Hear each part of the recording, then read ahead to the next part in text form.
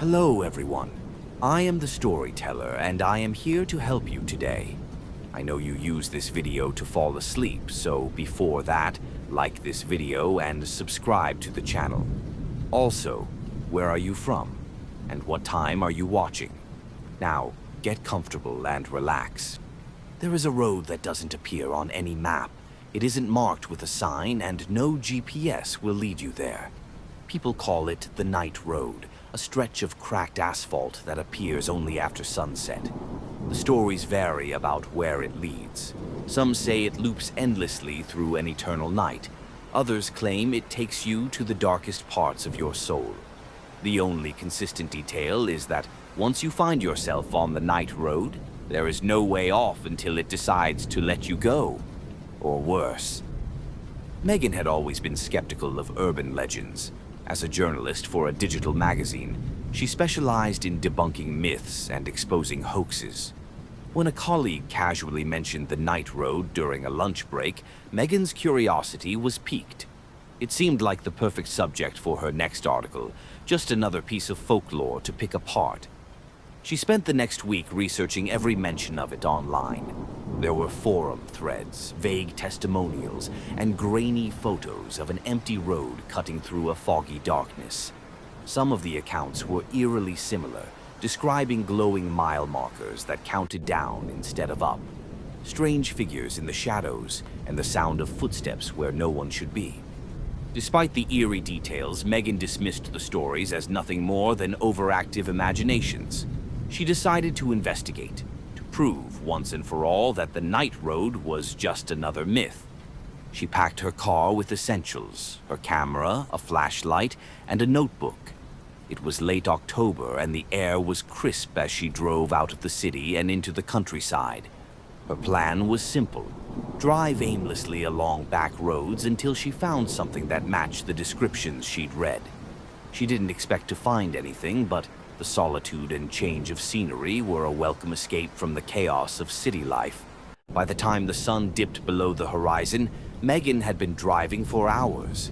The roads were empty, the town sparse and unwelcoming. She'd taken a wrong turn somewhere, but she wasn't worried.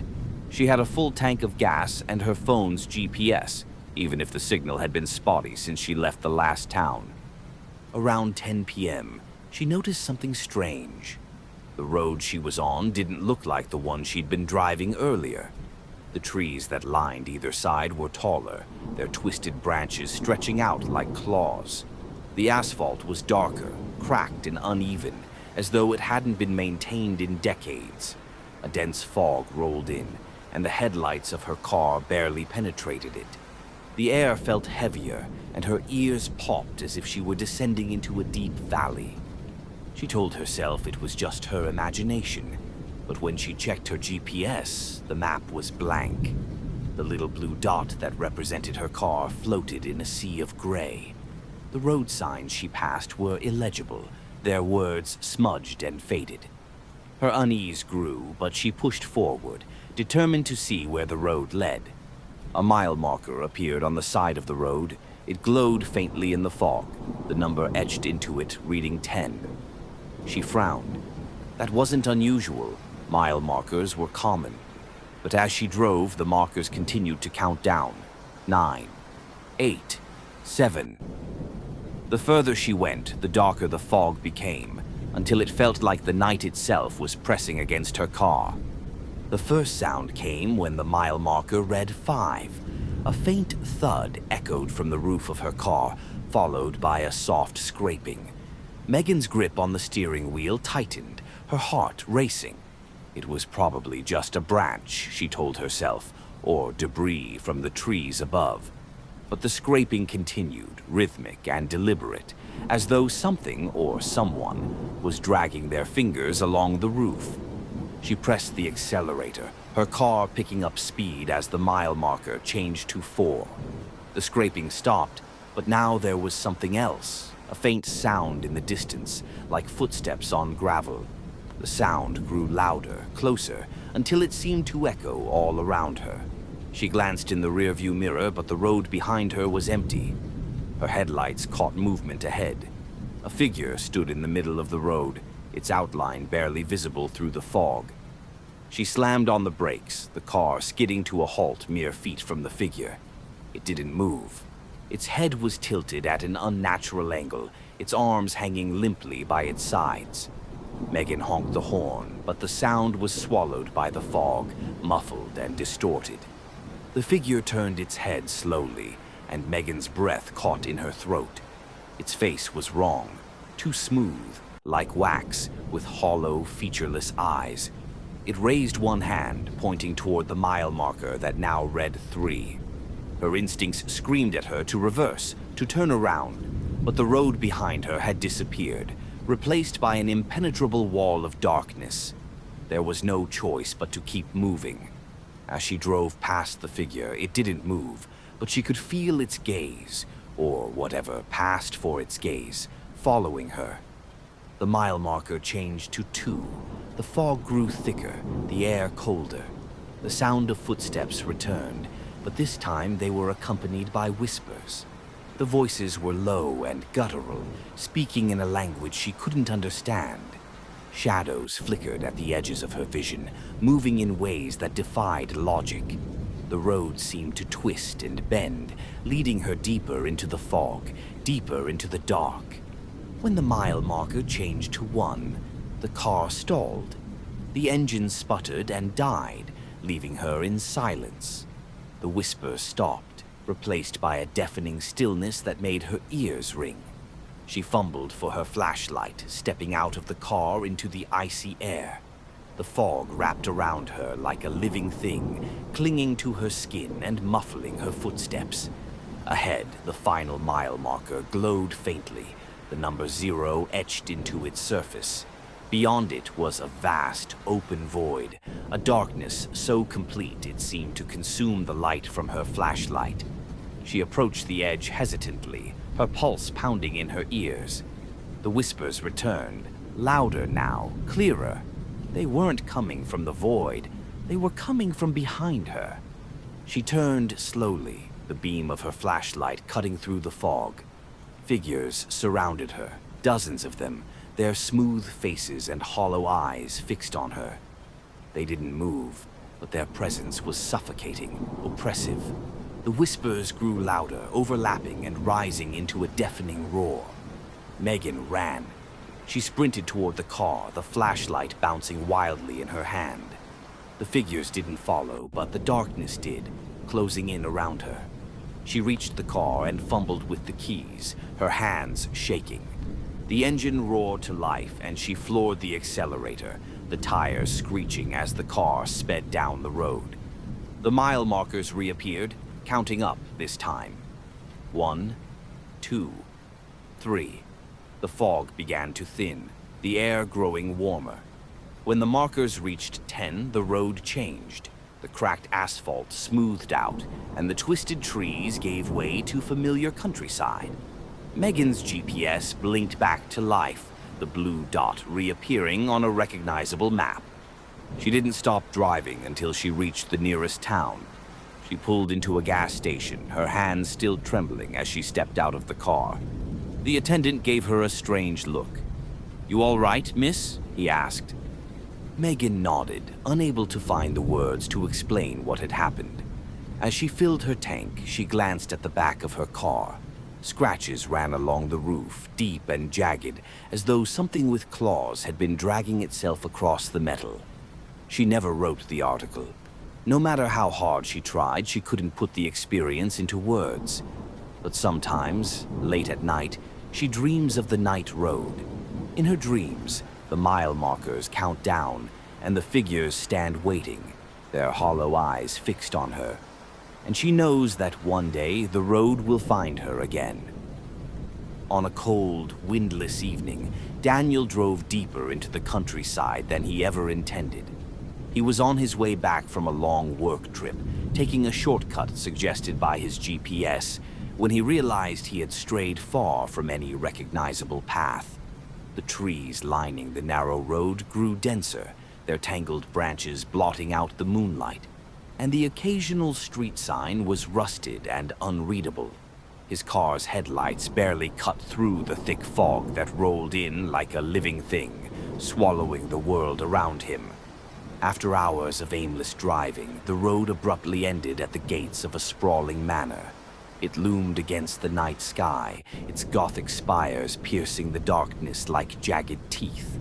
The iron gates were slightly ajar, creaking softly in the breeze.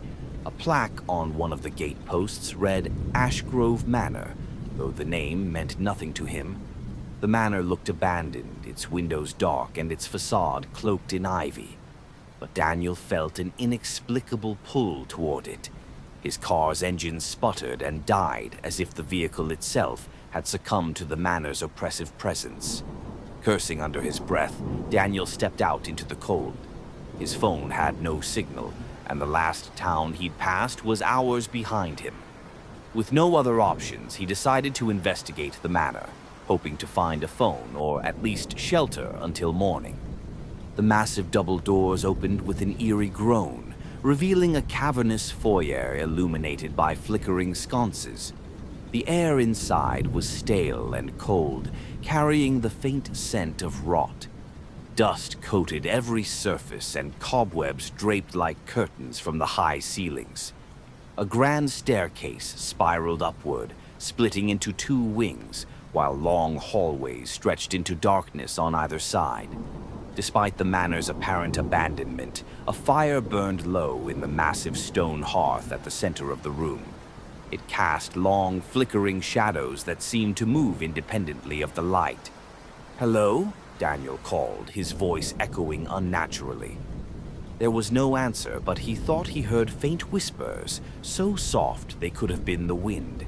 He stepped farther inside, closing the door behind him. It shut with a resounding thud, louder than it should have been, and when he turned to look, the handle was gone.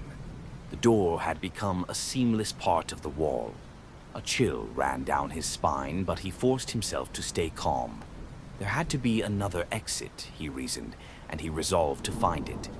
As he moved through the manor, the oppressive silence was broken only by the sound of his own footsteps, which seemed to echo far too loudly in the empty halls. The decor was hauntingly beautiful. Faded tapestries, tarnished chandeliers, and ornate furniture that looked centuries old. But there was something wrong, something Daniel couldn't quite put into words. The angles of the room seemed slightly off, the hallways stretched longer than they should, and the air felt heavy, almost suffocating. In one room he found a piano, its ivory keys yellowed with age. A single note played as he passed, startling him. The sound reverberated through the house, far too loud for the weak touch he'd given the key. He moved quickly out of the room, his unease growing with every step.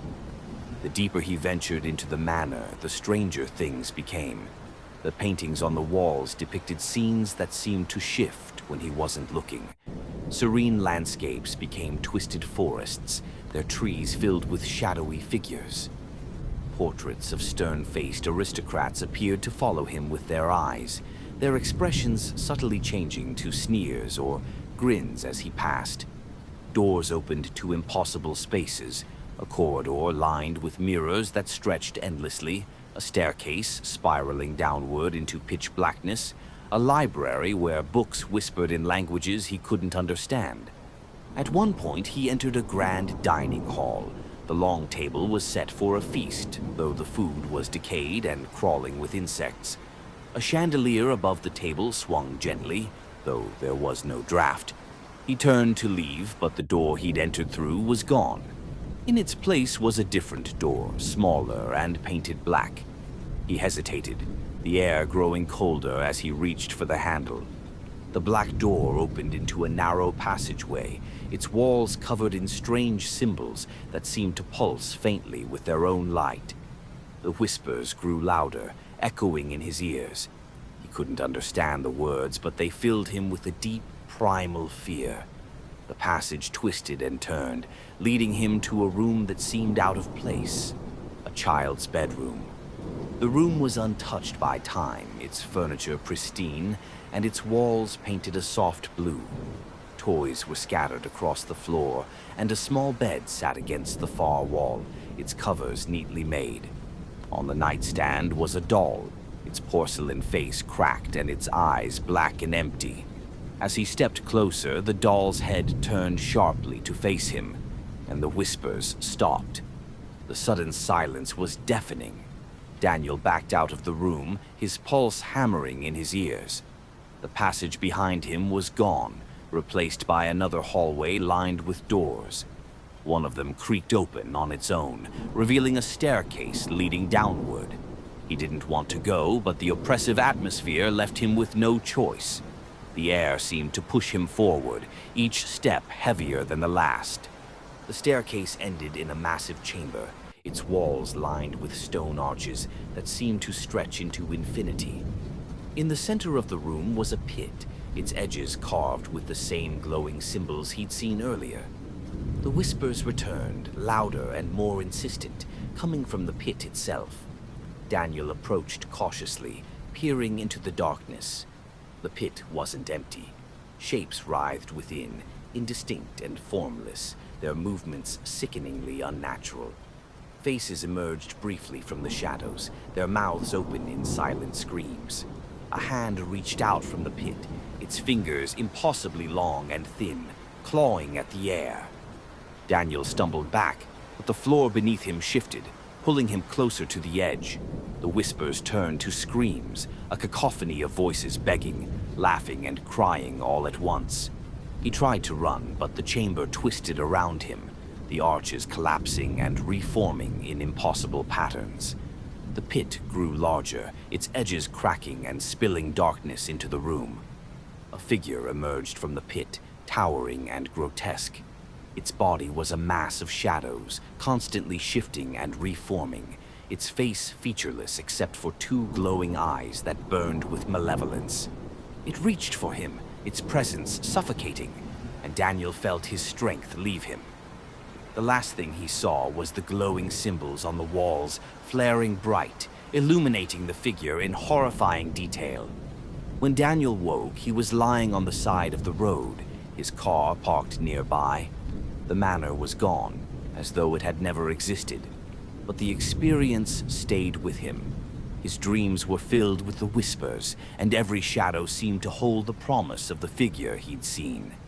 He tried to move on, but the memory of the manor clung to him like a sickness. Weeks later, he found a strange mark on his arm, one of the symbols from the manor etched into his skin. And at night, when the world was quiet, he could still hear the whispers, growing louder, calling him back to the eternal manor. In the heart of the Appalachian Mountains lies a small, forgotten town named Ravenscroft. Once a thriving mining community, it now stands abandoned, its buildings succumbing to the relentless grip of time and nature. The town is shrouded in an almost perpetual fog, and the dense forest that encircles it seems to whisper secrets to those who dare to listen. Eleanor was an urban explorer and photographer, always seeking out places lost to history. The more secluded and untouched, the better. When she stumbled upon an old map marking the location of Ravenscroft, she knew she had found her next destination. The map was dated 1898, and a note scribbled in the margin read, "Beware the shadows that whisper." Intrigued, Eleanor packed her gear and set out on the journey. The drive was long, taking her through winding mountain roads that grew narrower and more treacherous as she ascended.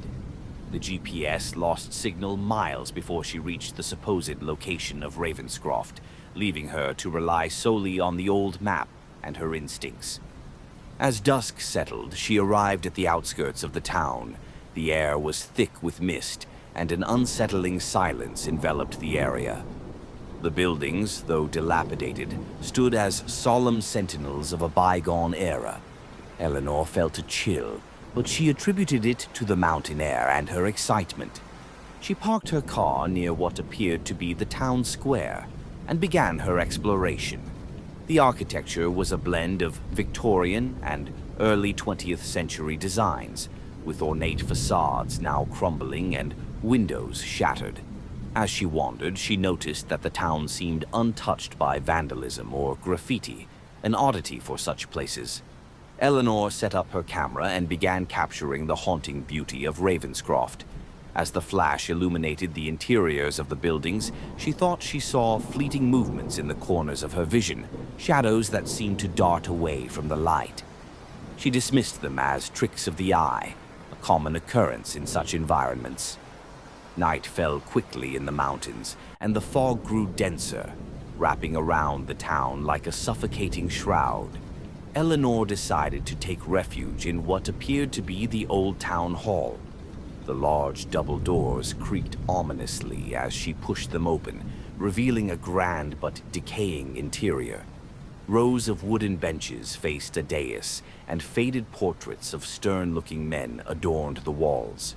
She settled in, lighting a small camping lantern to stave off the darkness. As she reviewed the photos on her camera, she noticed something peculiar. In several shots, there were faint, indistinct figures lurking in the backgrounds, figures she hadn't seen when taking the pictures. A sense of unease began to creep in. The silence of the town was profound, broken only by the occasional creak of the building settling. But as midnight approached, Eleanor began to hear faint whispers, so soft that she couldn't discern any words. She strained to listen, but the more she focused, the more elusive they became. Determined to uncover the source, she ventured deeper into the town hall, descending a narrow staircase that led to the basement. The air grew colder, and the whispers intensified, still indistinct, but now accompanied by a feeling of being watched. At the bottom of the stairs, she found a heavy wooden door, slightly ajar. Pushing it open, she entered a large room filled with old mining equipment and ledgers. It seemed Ravenscroft had been more than just a mining town. This was where the operations were managed. As she explored, the whispers grew louder, more insistent. Eleanor felt a sudden compulsion to open one of the ledgers. The pages were brittle and yellowed with age, filled with meticulous records. But as she flipped through, the handwriting began to change, becoming erratic and frantic. The entries spoke of miners hearing voices deep within the earth, of shadows that moved independently of any light source, and of men disappearing without a trace. A particular entry caught her eye. October 13th, 1898. The whispers have become unbearable. They call to us, beckoning from the darkness. The men are terrified, refusing to enter the mines. Those who do return speak of shadows that cling to them, whispering secrets of the abyss. I fear we have awakened something that should have remained buried. A sudden noise startled Eleanor, causing her to drop the ledger. The whispers had grown louder, more coherent, and she could now make out fragments of sentences. Join us. The darkness awaits. There is no escape. Panic set in.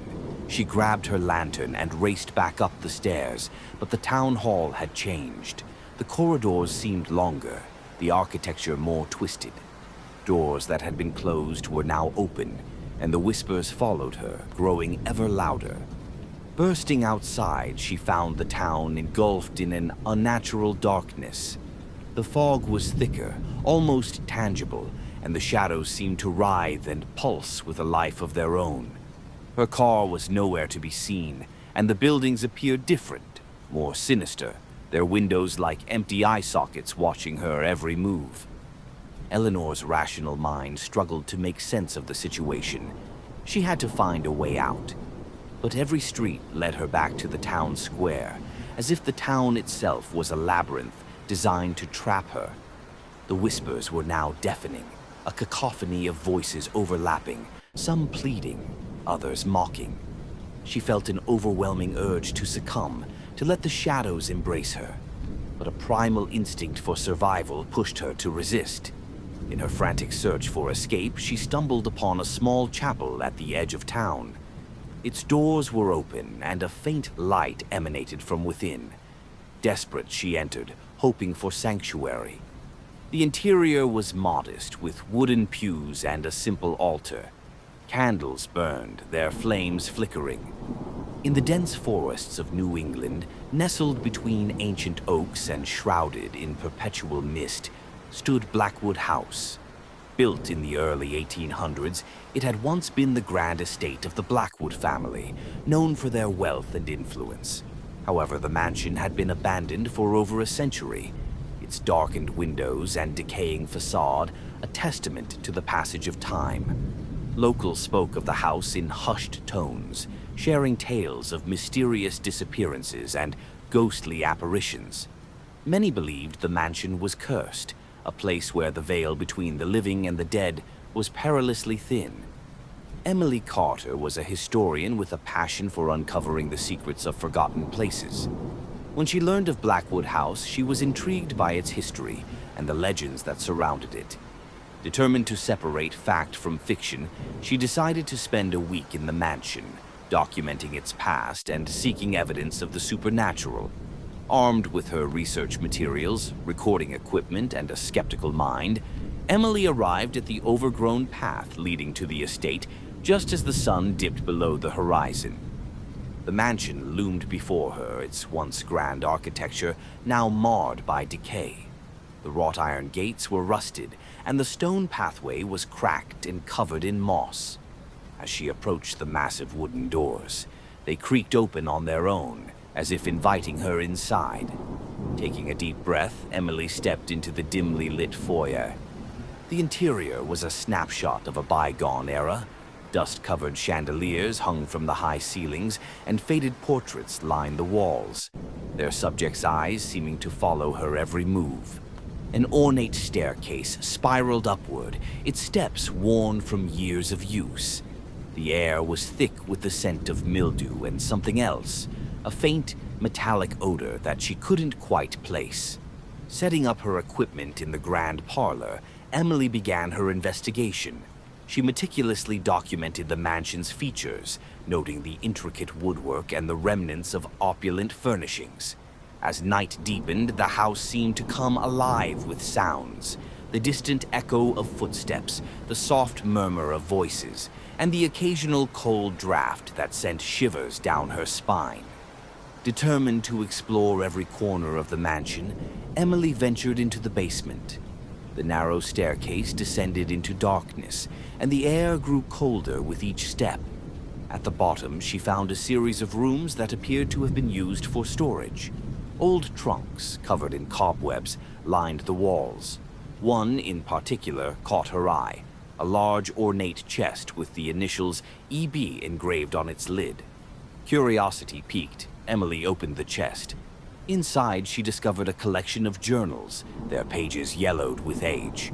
They belonged to Elizabeth Blackwood, the youngest daughter of the family. As Emily read through the entries, a chilling story unfolded. Elizabeth wrote of her family's descent into madness. Her father, Thomas Blackwood, had become obsessed with the occult, conducting dark rituals in a hidden room within the mansion. He believed he could achieve immortality by making a pact with otherworldly entities. As his obsession grew, servants began to disappear, and the family was plagued by terrifying apparitions. Elizabeth described shadowy figures that whispered in the night, strange symbols appearing on the walls, and a growing sense of dread that permeated the house. The final entry was particularly disturbing. Elizabeth wrote of a ritual her father planned on the night of the winter solstice, intending to open a gateway to another realm. She expressed her fear that this would doom them all and mentioned her plan to stop him, though she didn't specify how. As Emily finished reading, a sudden chill enveloped her. The basement lights flickered, and the distant sound of chanting reached her ears. Heart pounding, she followed the sound to a wall at the far end of the basement. Upon closer inspection, she noticed a faint outline of a door. Pushing against it, the hidden door creaked open, revealing a narrow passageway. The passage led to a circular chamber, its walls adorned with strange symbols, matching those Elizabeth had described. In the center of the room was an altar, and above it hung a large mirror, its surface tarnished and dark. As Emily approached, the chanting grew louder, though she saw no one else in the room. Suddenly, the mirror's surface began to ripple, and a figure emerged, a tall, shadowy man with piercing eyes. He introduced himself as Thomas Blackwood and spoke of his failed attempts to achieve immortality. He claimed that his soul was trapped between worlds and that he needed Emily's help to complete the ritual and free himself. Emily felt a strange compulsion to assist him, but Elizabeth's warnings echoed in her mind.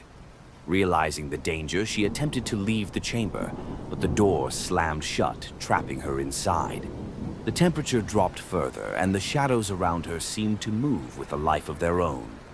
Desperate, Emily remembered a passage from Elizabeth's journal describing a counter-ritual to seal the gateway. Reciting the incantation, she watched as the symbols on the walls glowed brightly before fading away. The mirror shattered, and the shadowy figure let out a deafening scream before dissipating into the darkness. The door to the chamber creaked open, and Emily fled the mansion, vowing never to return. As she reached her car, she glanced back to see the once imposing Blackwood house crumble into ruins, as if the very essence holding it together had been destroyed. Years later, Emily published her findings, detailing the history of the Blackwood family and her harrowing experience. Skeptics dismissed her account as fiction, but those who dared to venture near the site of the former mansion spoke of an overwhelming sense of dread and the faint sound of whispers carried by the wind. Sources.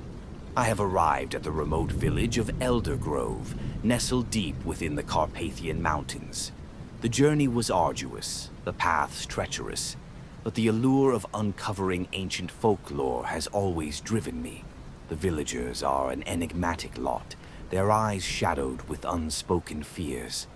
They speak of the Whispering Hollow, a place shunned and cloaked in superstition. Tomorrow I shall venture there. The path to the hollow was overgrown, as if nature itself sought to conceal it. As I entered, an unnatural silence enveloped me. Even the birds dared not sing. The air was thick, oppressive. I discovered an old stone altar at the center, etched with symbols I couldn't decipher. As dusk approached, a faint whispering surrounded me, though no one was there. I felt an inexplicable dread and hastened back to the village. Last night, my sleep was plagued by nightmares, visions of shadowy figures and haunting whispers. The villagers avoid me now, their previous hospitality replaced with cold indifference. An old woman, eyes milky with age, warned me. The hollow remembers. It knows you. I must uncover the truth.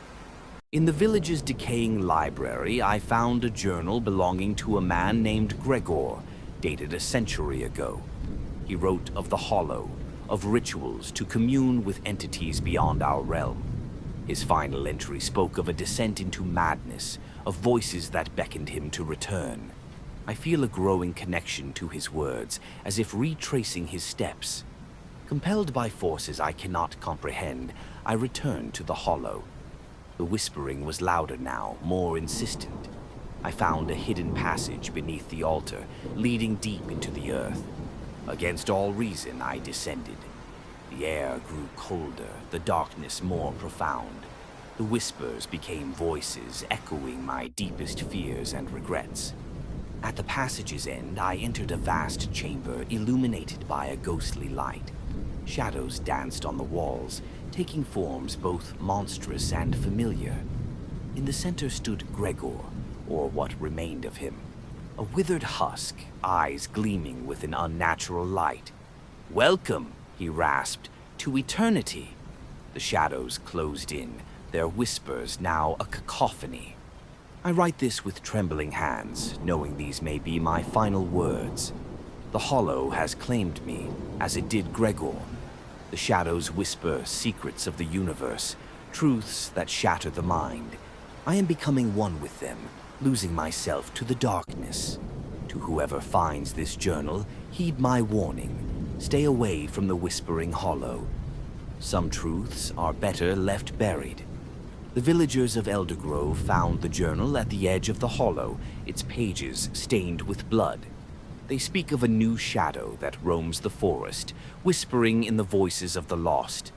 The hollow remembers. It always does.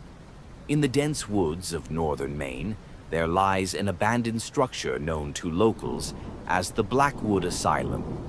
Established in the early 1900s, it was once a place for the mentally ill, but due to unethical practices and numerous patient disappearances, it was shut down in the 1950s. Over time, the asylum faded from public memory, becoming a mere whisper among the oldest residents. In 2025, a group of urban explorers, Mark, Sarah, Jason, and Emily, decided to document the forgotten places of New England. Upon hearing about the Blackwood Asylum from an old man in a nearby town, they felt an irresistible pull to uncover its secrets. Equipped with cameras, flashlights, and recording devices, the group ventured into the forest. After hours of trekking, they stumbled upon the decaying edifice, its facade overrun with ivy and its windows shattered. The air was thick with the scent of damp wood and decay. As they entered, the temperature noticeably dropped. The main hall was vast with peeling paint and remnants of old furniture. Graffiti adorned the walls, evidence of previous intruders. The atmosphere was oppressive, as if the building itself resented their presence. Splitting into pairs, they began their exploration. Mark and Sarah took the east wing, while Jason and Emily headed west. The corridors seemed endless, each door leading to rooms that once housed tormented souls. In one room, Sarah found a patient's journal, its pages brittle with age. The entries spoke of inhumane treatments and a shadow man who visited patients at night, leading many to madness.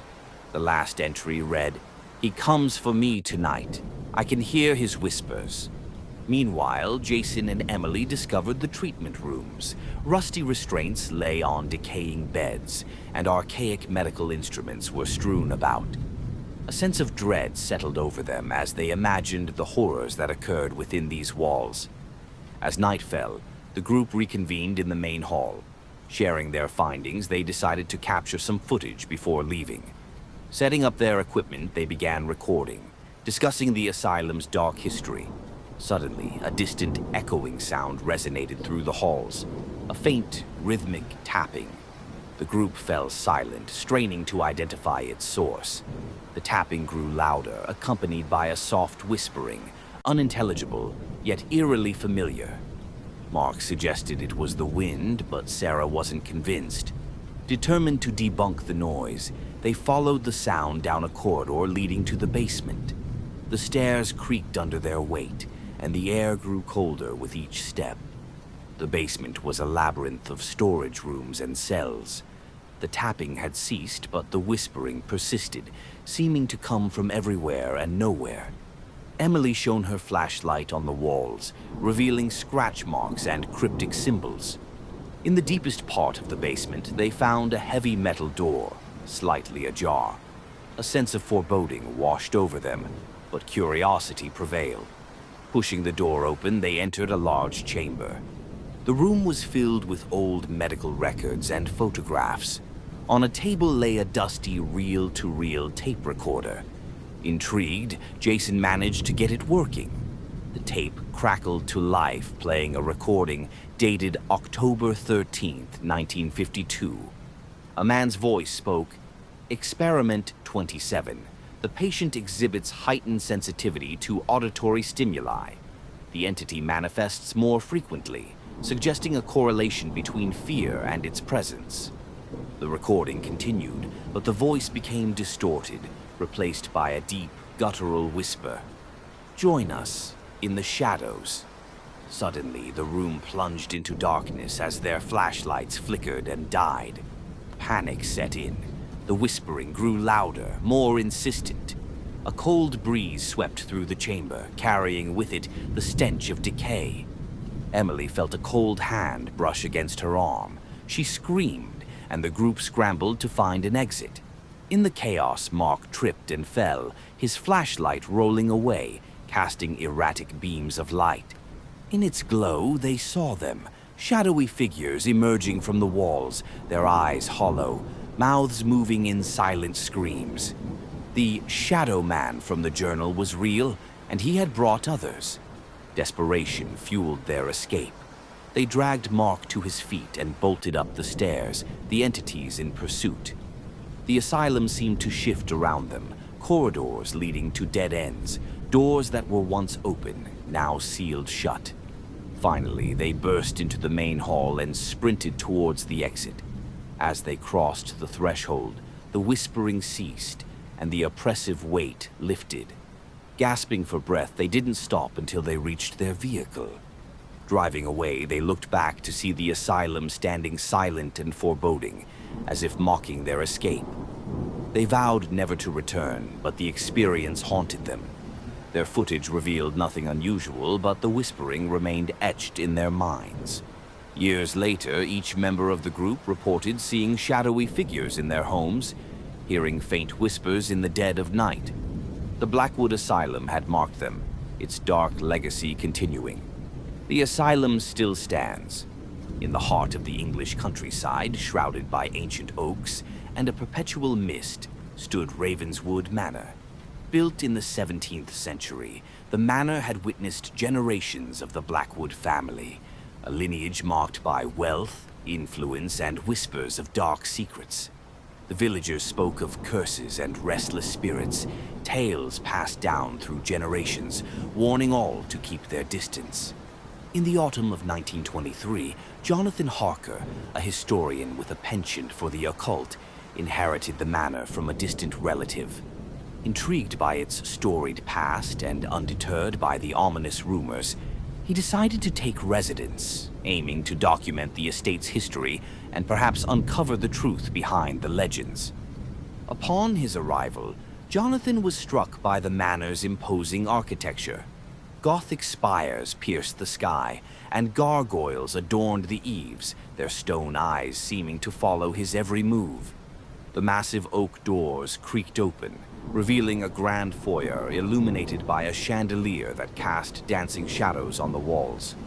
The interior was a labyrinth of winding corridors, grand halls, and countless rooms, each filled with antique furniture, dusty portraits, and relics of a bygone era. The air was thick with the scent of aged wood, and something else, a faint, metallic odor that Jonathan couldn't quite place. As night fell, Jonathan settled into the library, a vast room lined with towering bookshelves that reached the ceiling.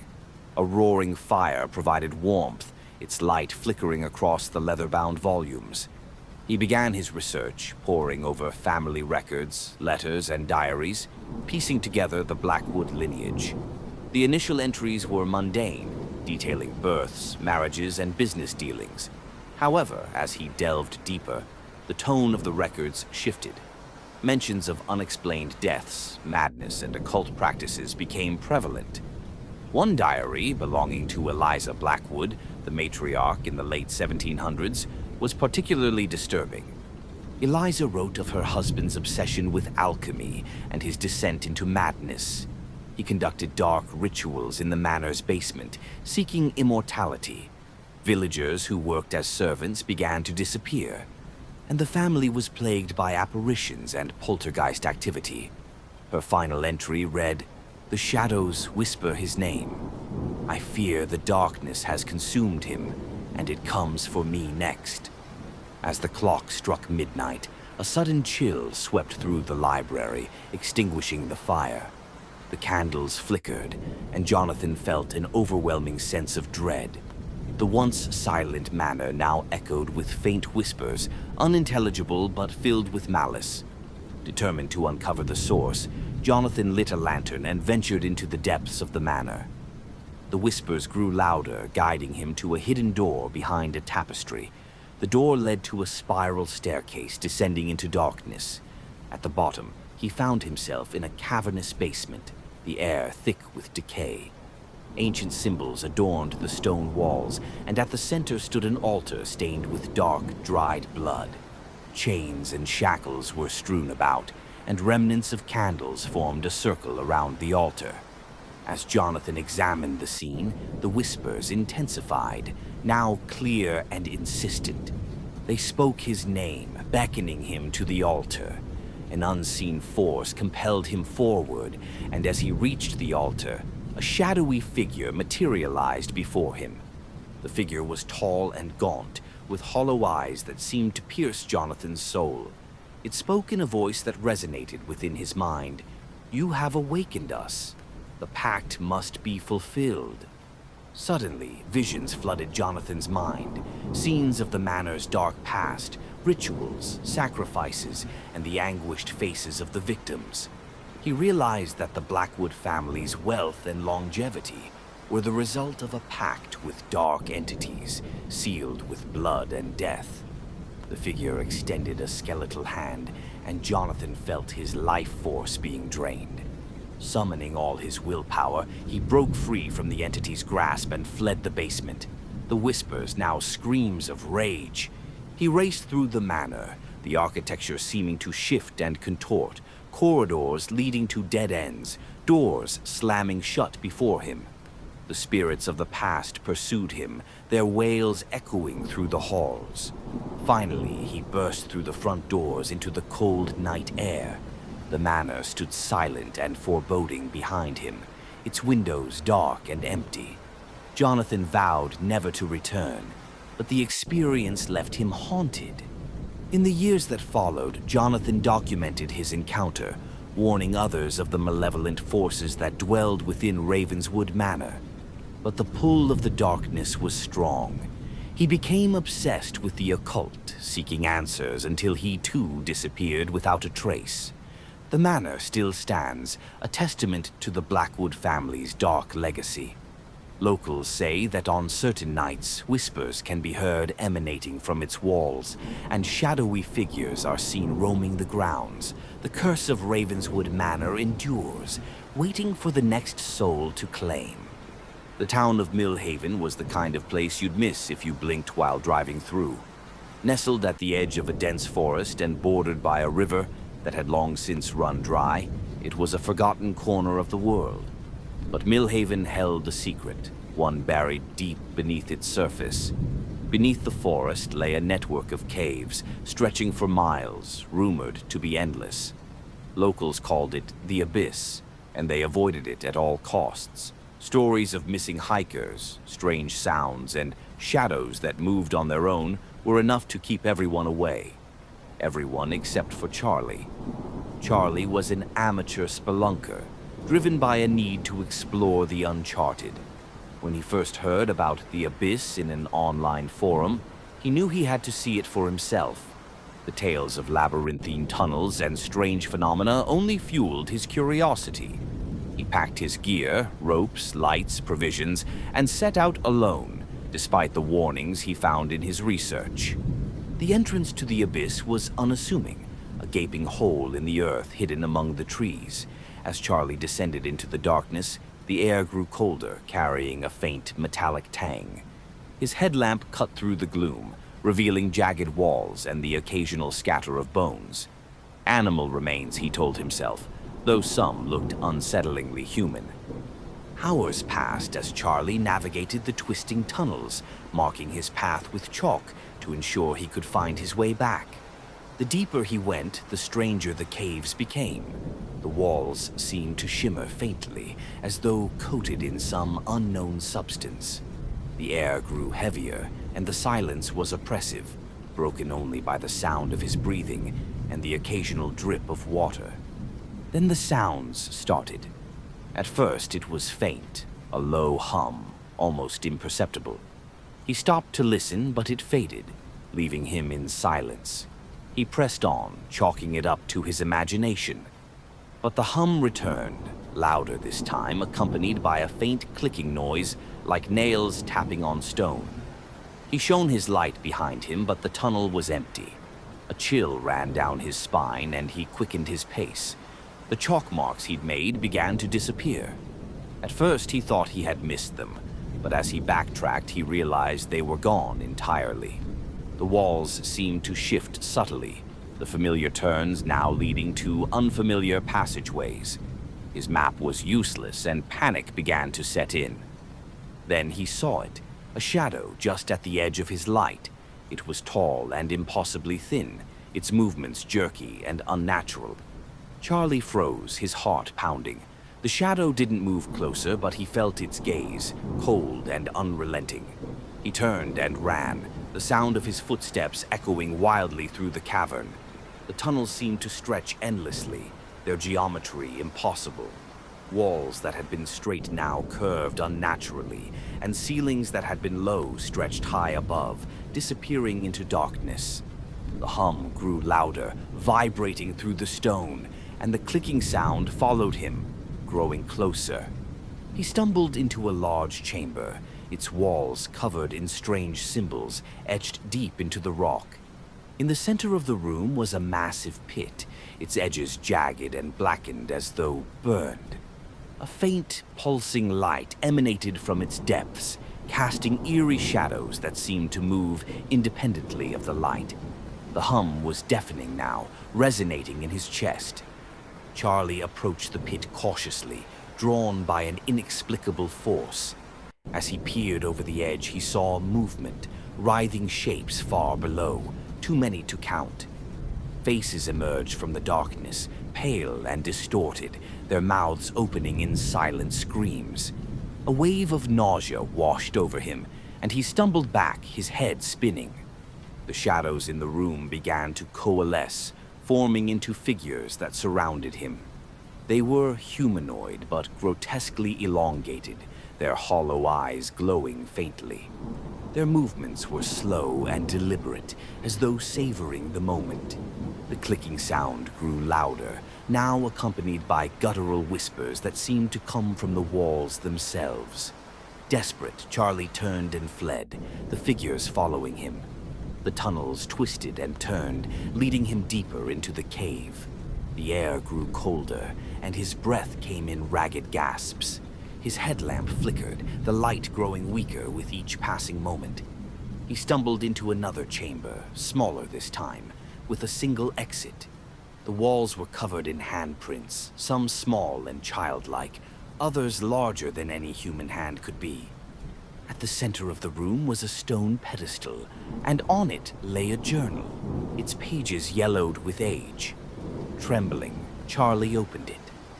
The journal belonged to someone named Dr. Elias Warren, a geologist who had explored the abyss in the 1940s. The entries detailed his descent into the caves, his discovery of the pit, and his growing realization that the place was alive. "The shadows are not shadows," one entry read. "They are watchers, guardians of the depths. They feed on fear, on life itself. No one escapes." The final entry was scrawled hastily, the handwriting barely legible. "The pit is a doorway. It calls to me. I cannot resist. If you find this, leave. Do not look into the abyss. Do not listen to the whispers. They will follow you." The journal fell from Charlie's hands as a low growl echoed through the chamber. The figures had found him, their hollow eyes glowing brighter.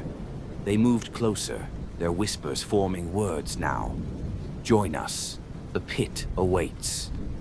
Charlie ran, his headlamp flickering violently. The tunnels became narrower, the walls pressing in on him.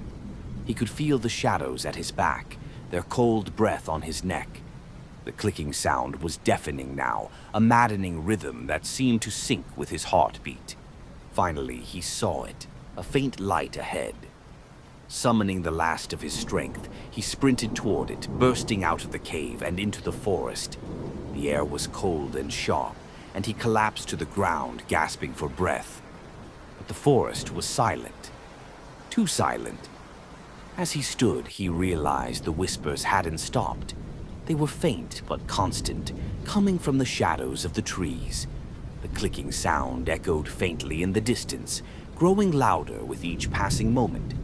Charlie fled, leaving his gear behind. He didn't stop until he reached his car, peeling out onto the dirt road and not looking back.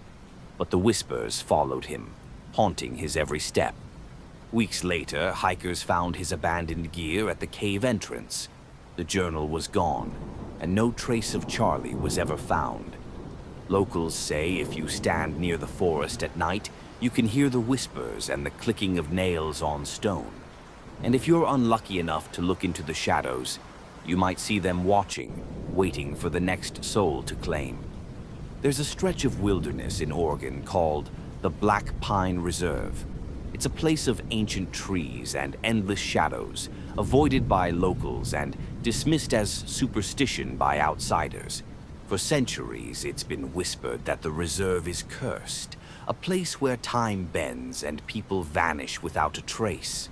At the heart of the reserve is a clearing known as Lantern's Hollow, where no sunlight ever reaches, even at noon. It is said that the only light comes from the lanterns, a dozen of them suspended in midair, glowing faintly with an otherworldly blue hue. Hannah had heard the stories growing up. Her grandmother used to warn her, saying, "The lanterns aren't there to guide you, they're there to trap you." But Hannah, now a skeptical and adventurous journalist, dismissed it all as folklore. When she was assigned a piece about unexplained disappearances in the Pacific Northwest, she decided to include Lantern's Hollow in her research. She wasn't superstitious, and the thought of spending a night in the infamous clearing filled her with more excitement than dread. Armed with a backpack, a camera, and a notebook, Hannah set out on her journey. The trail into Black Pine Reserve was unmarked and overgrown, but she had a map drawn from old accounts and a GPS. The deeper she ventured, the quieter the forest became. The hum of insects and the rustle of leaves faded until the only sound was her own breathing. The trees grew taller and denser, their branches weaving together to block out the sun. By the time she reached Lantern's Hollow, dusk had fallen. The clearing was unsettling. The ground was covered in blackened moss, and the air was heavy, carrying the faint scent of sulfur. And there they were, the lanterns. They hung in a perfect circle, glowing faintly blue, casting eerie shadows that seemed to shift on their own. There were no poles or wires holding them up. They simply floated, defying logic. Hannah set up her equipment at the edge of the clearing, snapping photos and jotting down notes. Her rational mind told her the lanterns were some kind of elaborate trick, perhaps old mining lights suspended by unseen wires. She dismissed the strange pull she felt toward them as a mix of fatigue and the eerie atmosphere. As night fell, the lanterns grew brighter, their glow illuminating the clearing. Shadows danced on the edge of the light, and the forest beyond seemed to press closer, as if watching. Hannah sat by her campfire, reviewing her footage. That's when she noticed it. A faint figure in one of the photos, standing just beyond the circle of lanterns. It was tall and indistinct, more shadow than form, but it was unmistakably there. A chill ran down her spine, but she brushed it off. She told herself it was a trick of the light or a flaw in the image. But as she continued reviewing her photos, the figure appeared again and again, always closer to the lanterns. The first sound came shortly after midnight, a low melodic hum that seemed to vibrate in her chest. It was faint at first, almost soothing, but it grew louder, more discordant, until it was an unbearable cacophony. Hannah clapped her hands over her ears, but the sound wasn't external. It was inside her head. The lanterns began to flicker, their glow pulsating in time with the hum. Shadows danced wildly around the clearing, and the figure from her photos stepped into the circle of light. It was tall, impossibly tall, its limbs elongated, and its face obscured by darkness. It didn't walk. It glided, as if the ground had no hold on it. Hannah stumbled backward, her flashlight trembling in her hand. The figure stopped at the center of the clearing, its head tilting as if it were observing her. Then it raised an arm, pointing to the lantern closest to her. The light dimmed, and the shadow it cast began to stretch toward her. Panic set in. She grabbed her camera and fled into the forest, the hum growing louder behind her. The trees seemed to close in, their branches clawing at her as she ran. The glow of the lanterns remained visible through the trees, no matter how far she went. She realized with horror that the forest was shifting, bending to lead her back to the clearing. When she stopped to catch her breath, the humming ceased. The silence was deafening. She turned to look behind her and froze. The lanterns were there, hanging just a few feet away. But the clearing had changed. It was no longer the circle of blackened moss. It was a void, an endless expanse of darkness. The lanterns floated over it, their reflections rippling in an unseen surface. Hannah backed away, but her feet wouldn't move. The ground beneath her had turned to a thick black tar, pulling her down inch by inch. The figures emerged from the darkness, dozens of them, their hollow eyes glowing faintly with the same blue light as the lanterns. They reached for her, their movements slow but deliberate. She screamed, the sound swallowed by the oppressive silence. The lanterns pulsed, their light growing blinding. The last thing she saw was the figures surrounding her, their cold hands gripping her arms and pulling her into the void. Weeks later, her abandoned campsite was discovered by hikers. Her equipment was untouched, her tent still standing. Her camera contained hundreds of photos, but they were all of the lanterns, glowing in the darkness. In some, faint silhouettes could be seen, growing closer with each frame. Locals say the lanterns still hang in the hollow, glowing faintly through the mist. And sometimes, if you listen closely, you can hear the faint hum and the sound of footsteps that aren't your own. Those who wander too close never return, their faces occasionally appearing in the lantern's eerie glow, trapped forever in the abyss. There's a place that doesn't appear on any map. Hidden deep in the Nevada desert, beyond miles of cracked earth and jagged cliffs, lies a city forgotten by time. The locals call it Erebus, though no one remembers how it got the name.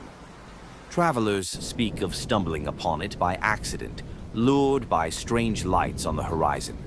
Those who find it rarely return, and the few who do are forever changed, haunted, gaunt, and silent about what they saw.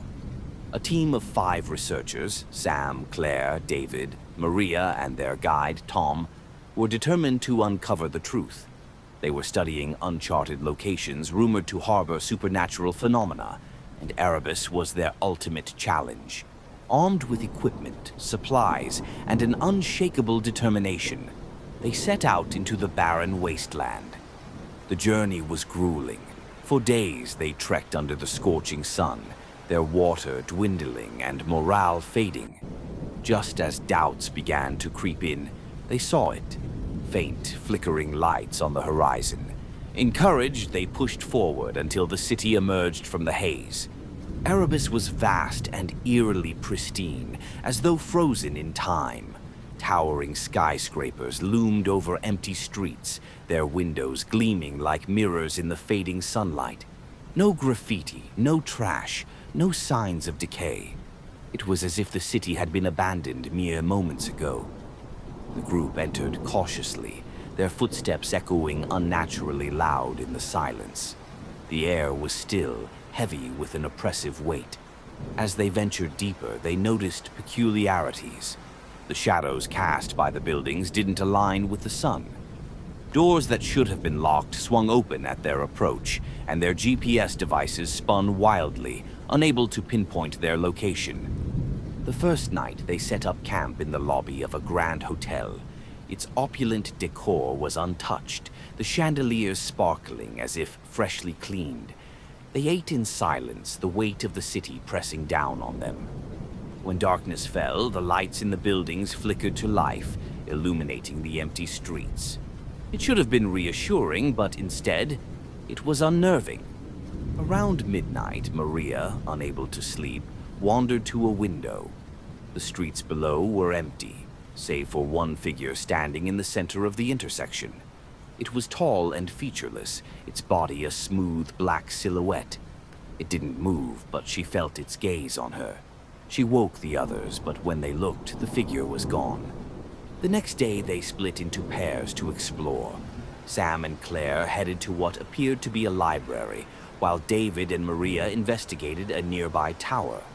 Tom stayed behind to guard the camp. The library was massive, its shelves lined with books in languages they couldn't recognize. As Sam flipped through one, the words seemed to shift and change, forming sentences that didn't make sense. "You are here. You cannot leave. You are part of us now." In the tower, David and Maria found a control room filled with monitors. Each screen displayed live footage of the city, empty streets, their camp, and rooms they hadn't yet explored. One screen showed the library where Sam and Claire stood frozen, staring at a book. Another screen showed their camp, but Tom was no longer there. Panic set in. They regrouped at the hotel, but Tom was gone. His belongings remained, and there were no signs of a struggle. Desperate, they searched the surrounding streets, calling his name, but the only response was their own voices echoing back. As night fell, the lights in the city flickered again, and the whispers began. At first, they were faint, just a soft murmuring on the edge of hearing. But as the hours dragged on, they grew louder, overlapping voices that seemed to come from everywhere and nowhere. The group huddled together, their flashlights sweeping the room, but the light seemed weaker, unable to penetrate the growing darkness. In the early hours of the morning, Claire screamed. The figure Maria had seen the night before was now inside the hotel, standing just beyond the edge of their light. It didn't move, but its presence was suffocating. As they watched, more figures appeared, stepping out of the shadows. Dozens of them, all identical, their blank faces turned toward the group. The team fled, abandoning their equipment in their rush to escape. The city seemed alive, its streets twisting and changing, leading them deeper into its heart. The whispers grew deafening, the shadows closing in. They ran until they stumbled into a massive square, dominated by a towering obelisk. The obelisk was black as obsidian, its surface etched with glowing symbols. At its base was a figure, taller than the others, draped in flowing shadows. It raised a hand, and the whispers stopped. In the silence, the figure spoke. Not aloud, but directly into their minds. Its voice was deep and resonant, filled with a terrible finality. "You came seeking answers. Now you will become them." The ground beneath their feet cracked, and the group was swallowed by darkness. Months later, a hiker wandering the desert found a strange object, a camera, its memory card intact. The footage showed the team's journey, their exploration of Erebus, and their descent into madness. The final clip was of the square and the obelisk, the figures closing in as the screen went black. No one has seen Erebus since, but some nights travelers in the desert report seeing faint, flickering lights on the horizon and hearing whispers carried on the wind. And those who are drawn to follow them are never seen again.